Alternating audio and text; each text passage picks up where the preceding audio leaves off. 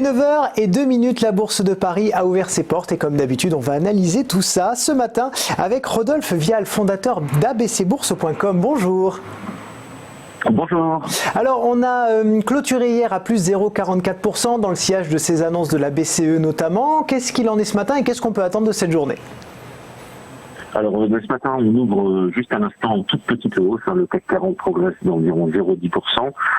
C'est un mouvement qui est assez prudent et qui est pas très surprenant. Alors effectivement, comme vous le rappeliez, on a eu les grosses annonces hier de la BCE qui n'a pas déçu après ces mois de suspense, en activant tout un tas de programmes de soutien à l'économie, notamment le fameux QE.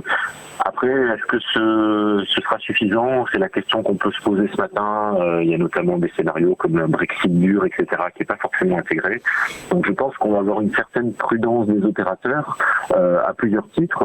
D'une part, parce qu'il y a des grosses échéances devant nous. Alors cet après-midi, quand même, des statistiques assez importantes, notamment les ventes au détail ou les prix à l'importation aux États-Unis, qui auront un impact pour la réunion de la Fed qui se tient la semaine prochaine. Alors la question qui est sur toutes les lèvres, c'est est-ce qu'elle va emboîter le pas à son homologue européenne ? Est-ce qu'elle va annoncer des mesures de soutien, des actions monétaires, etc., ou le statu quo ?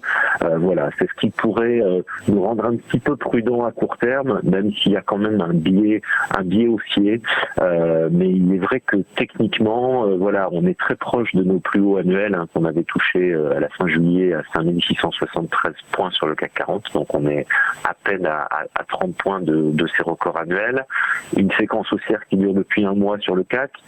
Et à court terme, un soutien quand même par la guerre avec la guerre commerciale entre la Chine et les États-Unis, puisque les nouvelles qui nous parviennent depuis quelques jours sont plutôt positives. On a l'impression que les négociations s'assouplissent des deux côtés et ça soutient aussi le marché. Donc les points positifs sont plutôt conséquents, on va dire, et c'est ce qui nous permet d'évoluer à ces niveaux-là largement au-dessus des 5600.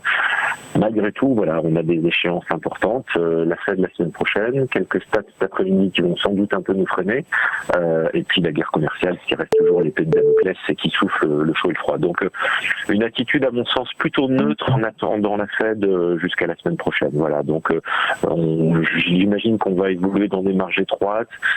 Peut-être un peu de volatilité si le conflit sino-américain s'envenime, ce qui n'est jamais exclu. On n'est jamais à un tweet que ça reparte. Donc voilà l'ambiance, à mon avis, statu quo, vu les valorisations atteintes par le marché. Il ne faut pas s'attendre à des miracles quand même, sauf grosses nouvelles. Je ne le vois pas beaucoup décaler d'ici la réunion de la Réserve fédérale américaine. Eh bien, merci beaucoup Rodolphe Vial d'avoir été avec nous ce matin. Je rappelle que vous êtes le fondateur d'abcbourse.com.